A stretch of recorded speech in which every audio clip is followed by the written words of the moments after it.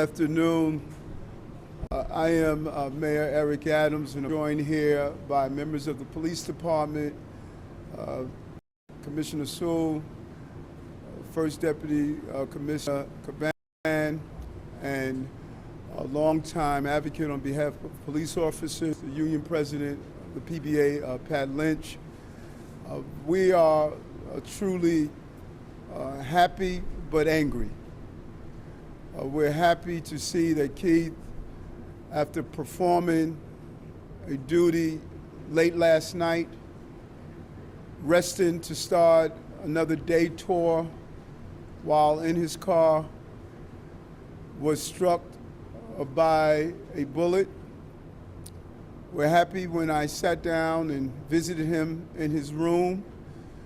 I reminded him that sometimes it's a good thing to have a hard head like Pat Lynch and Eric Adams, because the doctors did an amazing job, and we want to thank Dr. Sharma and Dr. Greenfield for doing an amazing job to ensure that this officer received the best medical care as possible. And as I looked at Crystal, his wife, I knew that this could have turned out differently. I knew that a bullet, when it strikes an individual, it does not stop its path. It continues to rip apart the anatomy of a family and a community. We must not only find the gun, but we must find the person who discharged the weapon, and we must find those who believe they're going to destroy our city with gun and gang violence. That is not going to happen. That bullet struck Keith, but it could have struck any person or individual that was walking through the streets. And I am clear on my mission to aggressively go after those who are carrying violent weapons in our city. And I'm going to be undetermined and aggressive by doing so. The commissioner and I and this team of law enforcement personnel across the city, mission one is to deal with the gun violence in our city. You don't start bringing in the new year with bringing in violence. It's unacceptable. And I made that clear on the campaign trail, and I'm going to live it out as the mayor of the city of New York. We will find those who are carrying guns, and we will make sure that they are removed off our streets. This is a horrendous act that took place. To have a shooting of this magnitude while resting to go back to perform duties to protect our city. And so I'm here with the department and the people of this city that are concerned about the overproliferation of guns in our city. We're tired of the continuous violence that are being perpetrated by a number of people who believe we're going to live in a state of disorder. We're not going backwards. We're not going to live in a state of violence, in a state that gun violence is a normality in the city of New York. And so I want to turn it over to the police commissioner and then Pat Lynch, and we will open to any questions that you may have at this time. Both the commissioner and I communicated with the family, as it is important to do so now, to show that we're here with this family and the two beautiful children that they have, to make sure that he receives the proper support he needs with our agency. Commissioner? Hello. Thank you, Mr. Mayor. I'm going to give you some specific details about the incident. I will say that we are lucky, fortunate, and grateful on this New Year's Day. Our officer ended his tour at approximately 2:30 a.m. after working 8 hours at a New Year's Eve event in Central Park. Having to return to work for his next tour that began at 7 a.m. today, the officer decided to rest in his personal vehicle that was parked in the lot of the 2-5 precinct. At about 6:15 a.m., the officer woke up and realized his rear window was shattered and that he felt pain to the left side of his head. As he exited his vehicle to make his way into the precinct to get assistance, An on-duty sergeant who was outside of the building entrance observed blood coming from the officer's head. He immediately rendered aid, and an ambulance was called. The officer was then rushed here to New York Presbyterian Hospital, where he underwent surgery that determined he has a fractured skull. During that surgery, bullet fragments were also removed from his wound. Fortunately, the officer, who is a 7-year veteran with this department, is now recovering from his injury. At the 2-5 precinct, a crime scene was established. We have a picture where you can see where the round penetrated his vehicle. I stress to you, this is an ongoing investigation. As of now, we know that there were no other 911 calls for gunfire in that area during the time, and none of the members of the precinct who were outside at that time heard gunshots. Detectives are continuing to canvass the area and are continuing to look for video. Once again, on this New Year's Day, we are grateful that our officer is recovering, as we know this could have been a very tragic outcome. I also truly believe this incident underscores that there are far too many guns out there in the wrong hands and too many people willing to fire those weapons. And that is something we intend to tackle head on. This is also an example of how our department is facing the challenges of COVID-19. Our courageous officers are relentlessly doing everything they can to make sure that cops are on the street and here for New Yorkers, including taking a short rest in their cars between tours when their days off were canceled. We had the opportunity to see and talk with this officer, and we could not be more pleased that he is doing well. I want to thank the staff here at New York Presbyterian, Dr. Greenfield and Dr. Greenfield. We could not be more pleased that he's recovering. I'll turn it over to Pat Lynch. Thank you.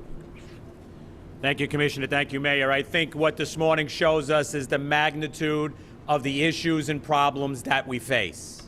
It shows that there's a willingness for perps to carry guns and use those weapons.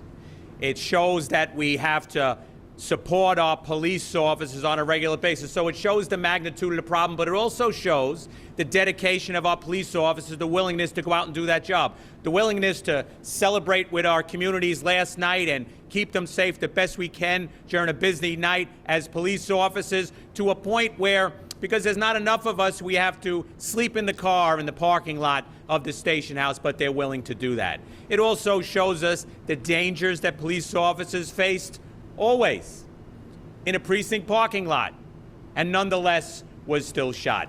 But I also think this gives us an opportunity. It gives us an opportunity now to sit down and realistically look at the issues that we face.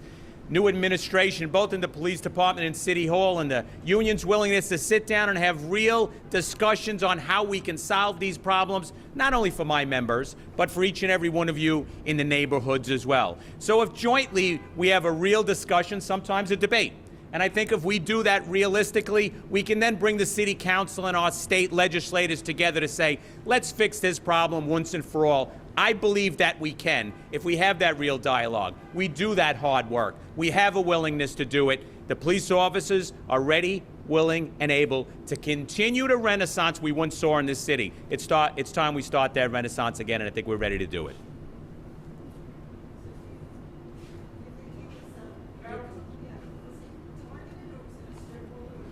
As it stands now, we have no reason to believe that's under investigation.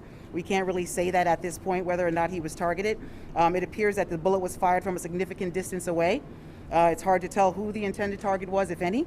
But let me say this, there are no stray bullets. There is someone firing that weapon, and we will intend to try to locate that person if possible. You don't know how far away it was fired? How do you tell that distance? That's under investigation at this time.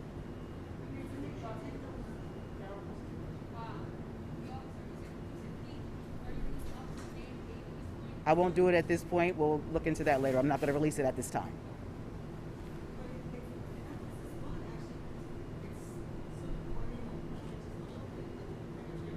I can yield to the medical staff or the doctor to answer that question a little bit better. He sustained a gunshot wound to the head, and it was miraculously deflected, and he's going to make a full recovery. He was hit in the temple, and the bullet was deflected partly by the window or his skull, and it did not do the damage it might have done. It missed vital structures by millimeters.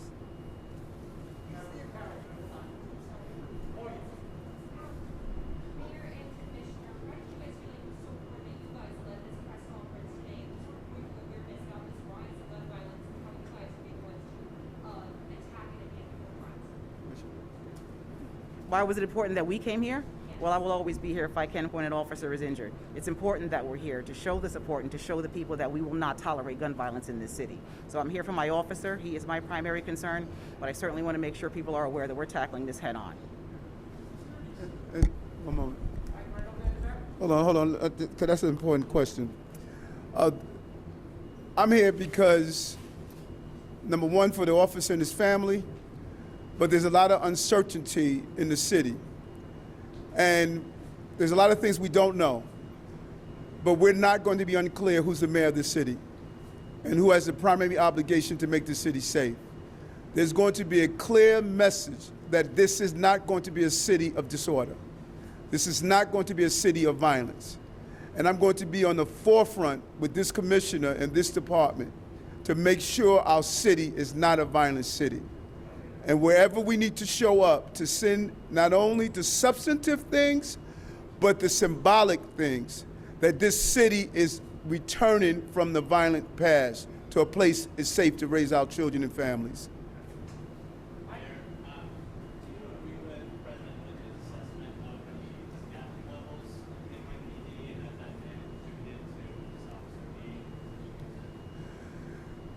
We have a staffing issue from COVID and a host of other things that we must address. But that bullet was not discharged by a person that was dealing with staffing. It was discharged by a violent person that we must identify, arrest, and make sure that he is incarcerated and not out the next day. And so I'm not giving anyone an excuse because they discharged a bullet because of COVID or the lack of police officers. That person discharged the bullet because he's violent or she's violent, whoever did it.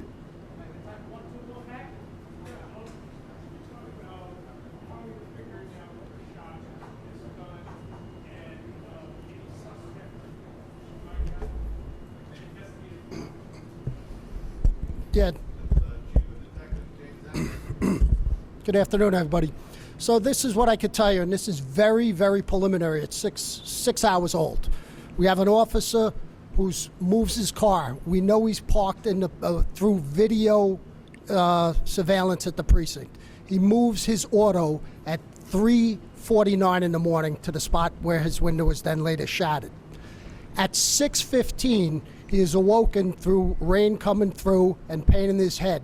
He walks and sees a sergeant outside the precinct. They walk back and they then find the deformed bullet in the car. At this point, my detectives still have a lot of work to do out there. We're looking for video canvas in the area. We're looking for rooftops. We're canvassing the rooftops for any ballistics evidence we might have, any surveillance. There's a Metro North train station right in through there. So it's very preliminary. We're asking for anybody in the area, anybody assistance from the public, Crime Stoppers or Cop Shot. There's a $10,000 reward out there for this. So it's very, very preliminary. We don't have a motive. We know based on the video in the back parking lot, he's leaning back. He's in his driver's seat. He's reclined, and the bullet comes through and hits him in the head from the rear passenger window. That's what we have right now. No suspect at this time. Well, we don't. The video, we checked our shot spotters. We're going over. It's a shot spotter area. We are going over our shot spotters that we had in the area. We've seen none there. We also had officers in the back parking lot, also in their autos. We had a sergeant in front of the station house. The officer who was injured, nobody heard that shot.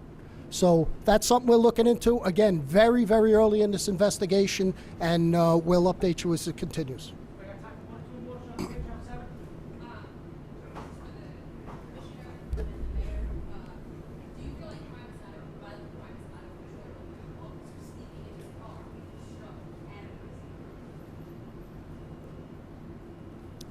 I'm concerned about crime, the uptick in gun violence, gang violence.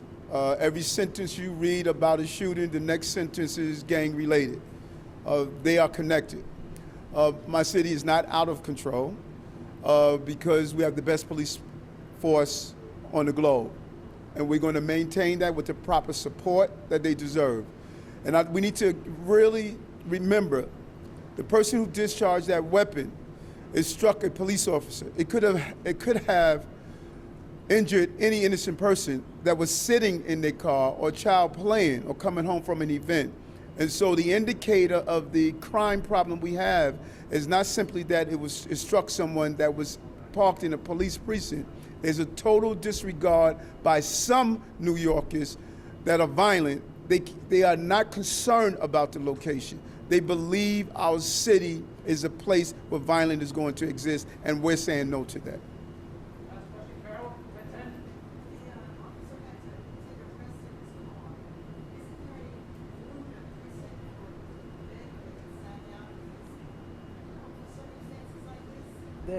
Considering the staffing New Year's Eve, the dormitories in the 2-5 precinct were full that night, so he took the option of sleeping in his vehicle.